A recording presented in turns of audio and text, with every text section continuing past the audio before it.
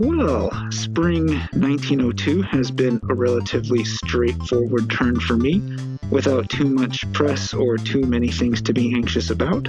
I saw that all the players' builds were consistent with what they had either told me or what my predictions were for how they would build.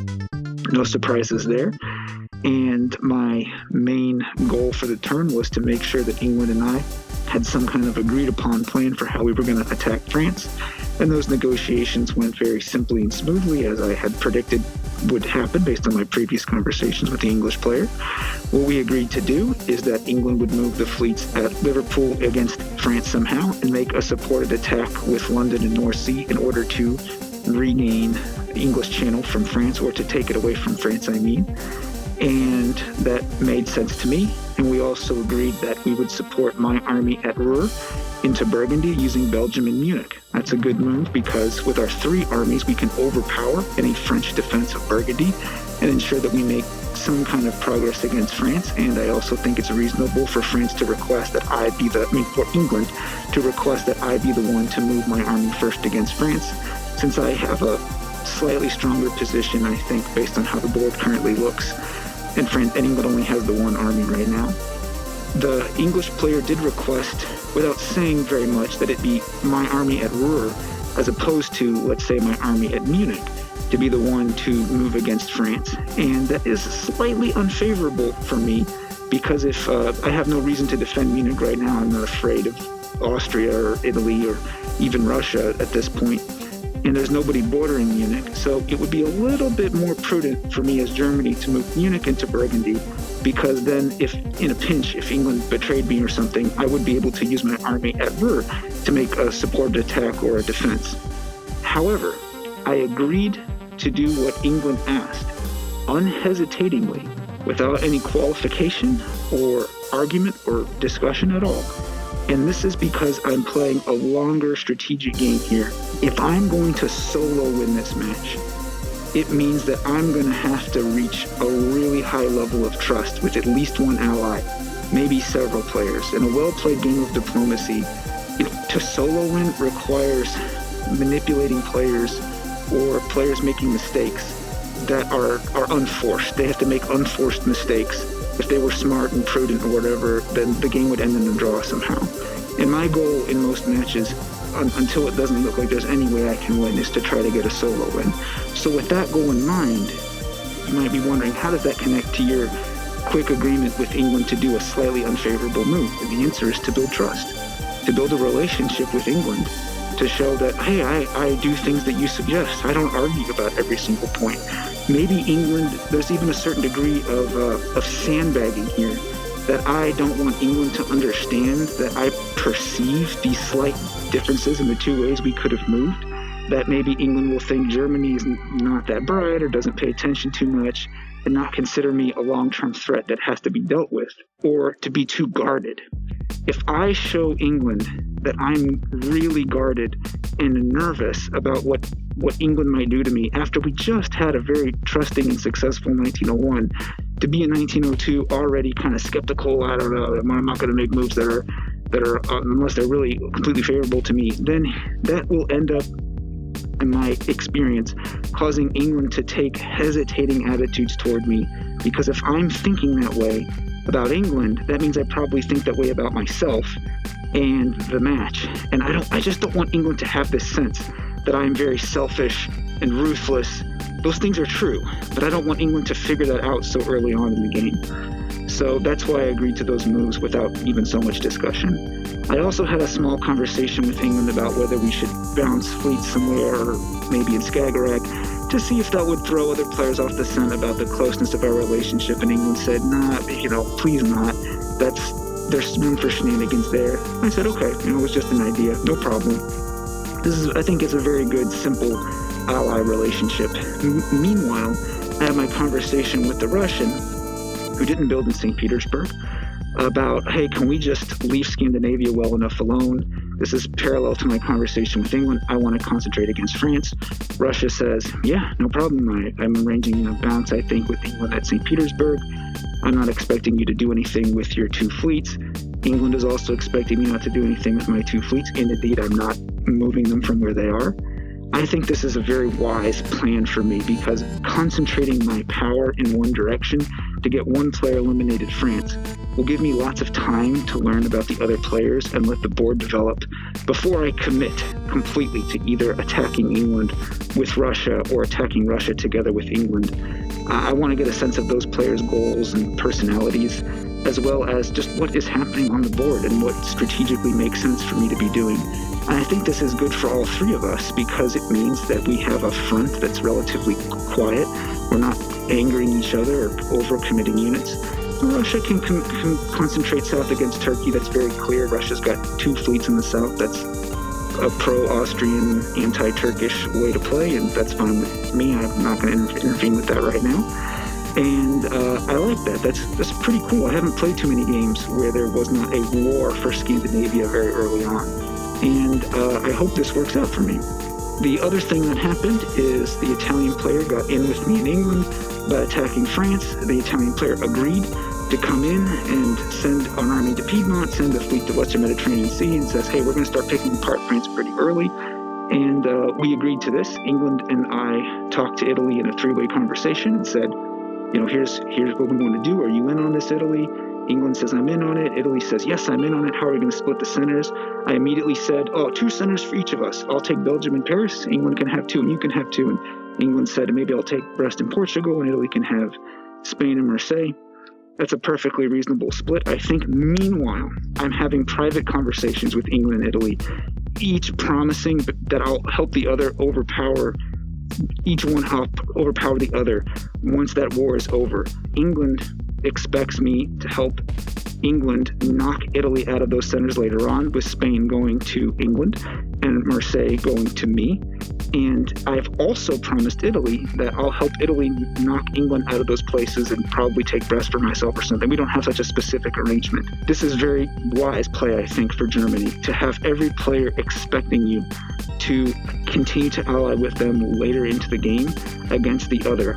It's possible they're making similar conversations about me, but in my experience, that's a lot less likely between England and Italy that they're going to mutually agree to take out Germany, where it's not as credible, just based on the tactics of the game. So England thinks I'm going to help against Italy later on, or against Russia later on. Russia thinks I'm going to help against England. Italy thinks I'm going to help against England. And the answer is, the truth is, I don't know. I don't know what will seem like the right thing to do as the situation unfolds. I would like to see France eliminated first, my first target, and then make decisions about what to do. This is probably a wise way, I think this is a wise way to play any power diplomacy, but especially a central power like Germany, to have every player think that there's something to be gained by leaving you in the match, by not interfering with you, that you're going to help them later. And they see other players as more threatening to them. And they'll make decisions that hopefully in the long run will pay off. I feel like I understand what's going on in the game. I hope nobody's lying to me.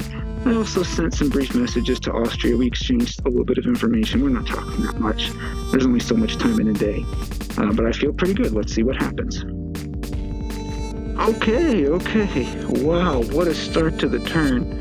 So the English player did exactly as we agreed to, and the French player defended himself just fine. The Italian player did like I thought, and the Russian did mostly like I thought, sent an army after me.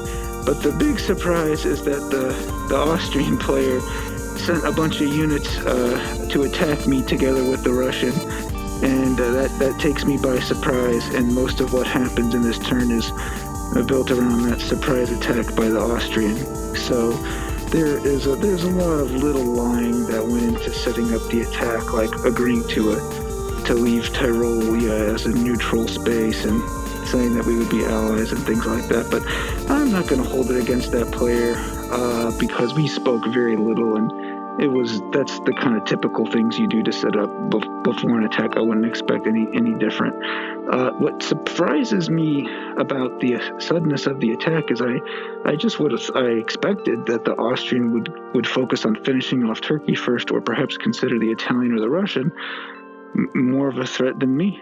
But oh well, that's the way it happened.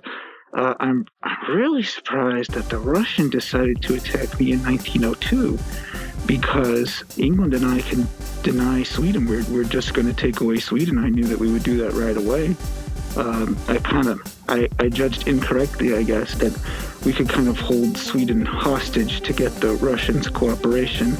And I was very genuine about wanting the Russian to come help me during endgame or midgame when it was time to attack England, if that was in the cards for me. I guess I'm surprised because it didn't seem like a very good move, I suppose. But I mean, what do I know? Maybe they have a really good Austria-Russia alliance going, and something like that. It's to be seen. I spent the beginning of the turn trying to figure out what my options are. Is the Italian player willing to support me into Marseille to offset my obviously I'm going to lose Munich. I don't have enough units to defend against it. Joint Austrian-Russian attack, not even close. Is the English player willing to support me into Sweden or anything? Is there anybody willing to help me out? And the answer from the Italian was no, I'm going to take Marseille. Okay. What about from the English player? The English player who we were kind of chummy. The English player took a risk on me.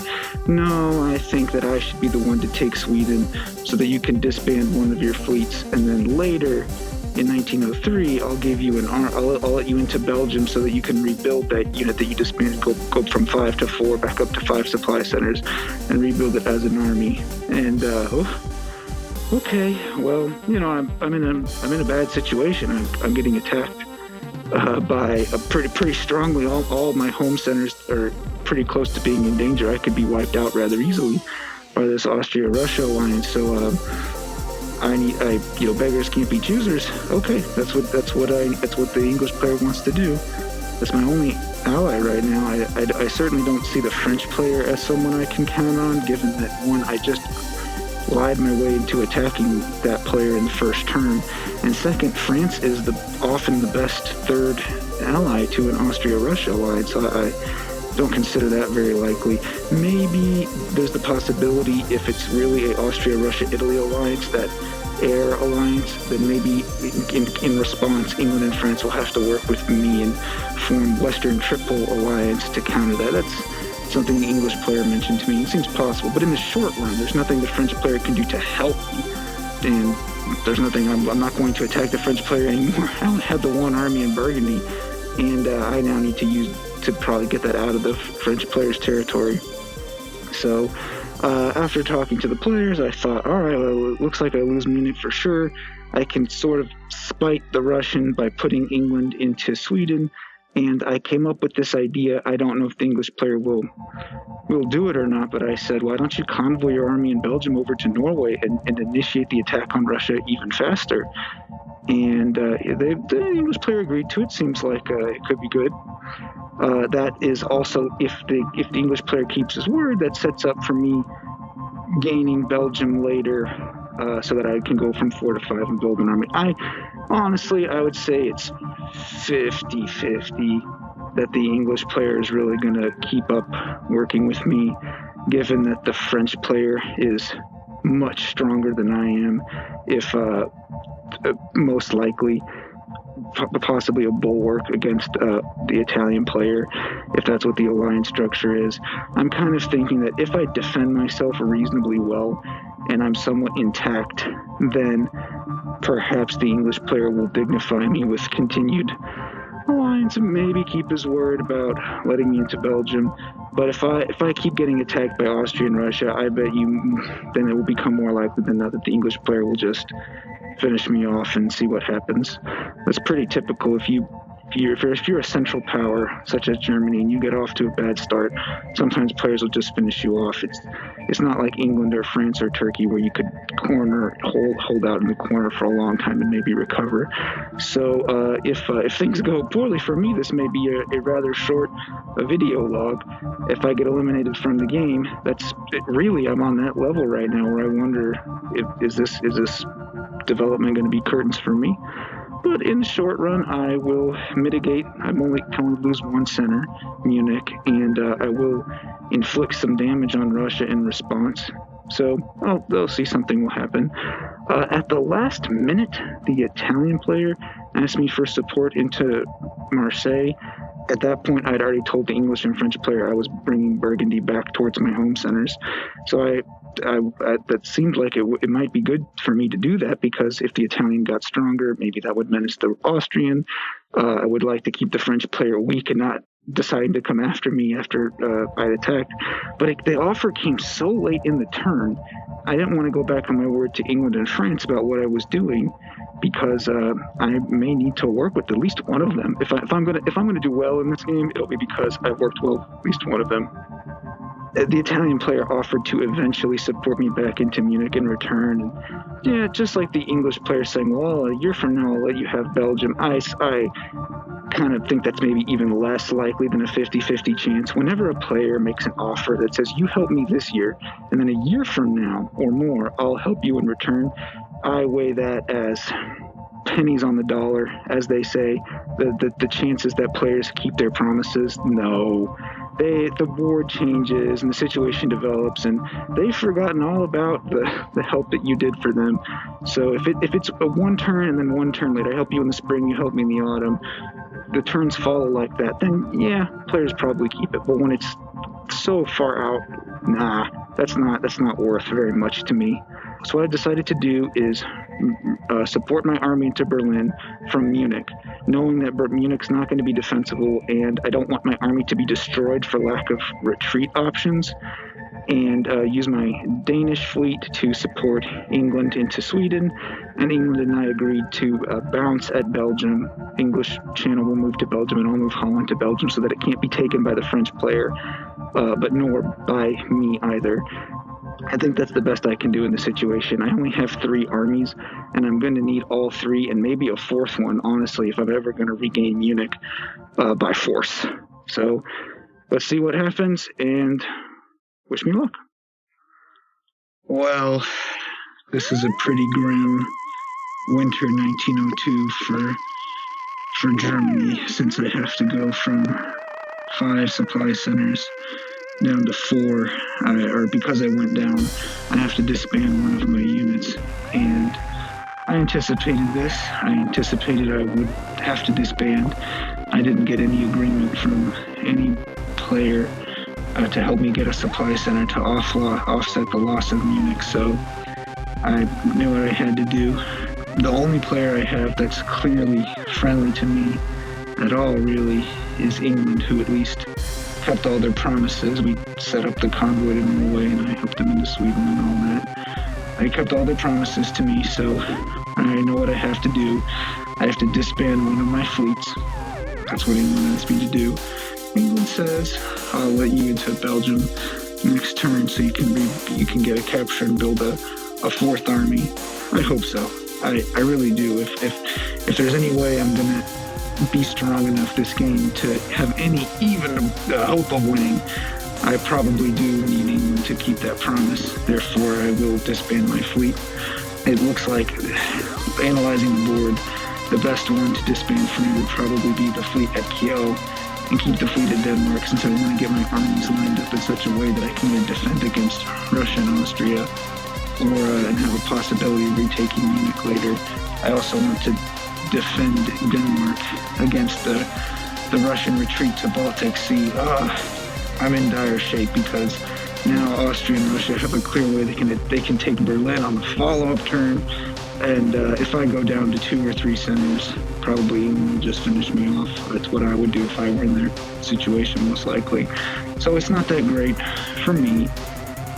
And press-wise, I don't have an indication that things are going that great for me either. I got very little messaging from Austria.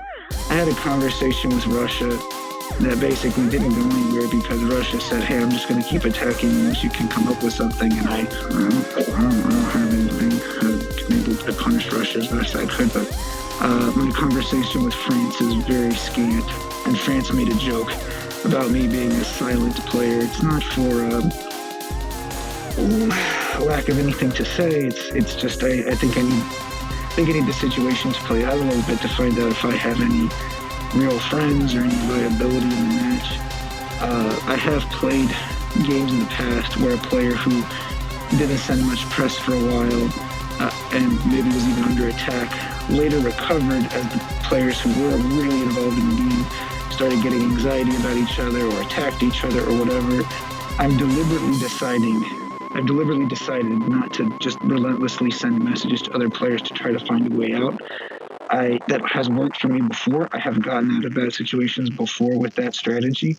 But in this particular game, on this particular board, I'm not feeling it. It was something, I could be way off the mark here, but my gut is telling me to play it cool, don't seem that aggressive or too engaged in the game, and then maybe an opportunity will arise and I can take advantage of it. And then if I start doing better, get more involved in the press of the game, maybe let the other players lie to each other a few times and anger each other, and then, hey, here's boring old Germany who's not really that much of a liar or anything. I get him on my side. That's what I'm going for. It could backfire. The strategy could backfire horribly, where nobody cares about me. They could all decide Germany's just a boring player who's barely engaged in this game. I'm so much more interested in these potential allies or my allies who message me all the time. Could be wrong, but that's what after thinking about it, how I think I want to play this out. One last thing is that one of the players revealed that he and family members came down with COVID-19, and that's rather unfortunate. That hasn't had an impact on the game, and he said probably it won't. And I can respect that when I'm not doing so well with things in my personal life. Sometimes playing diplomacy is actually a distraction from that. It helps me feel good and entertained, and it's not a burden. So I could relate to that. That makes sense if it wants to keep playing the game. I point this out in the video to say that kind of stuff is pretty common in the diplomacy game played online over a long period of time. That things from the players' personal lives eventually impact or get somehow come out in the match. Because as you play a long game of diplomacy, or you play against the same players over and over, that stuff tends to come out. And in my experience, most diplomacy players have really good sportsmanship. We care more about the hobby and having a good time and playing a great game against each other than trying to somehow take advantage of little things like that, if that's even possible. So I've decided to disband my fleet in Kiel. I hope the English player builds a fleet that makes sense here. I suggested the possibility of building an army if we wanted to play Western Triple with France, but England didn't respond to me about that message, so either England didn't take that idea too seriously, or is possibly plotting against me. We'll see. BrotherBored out.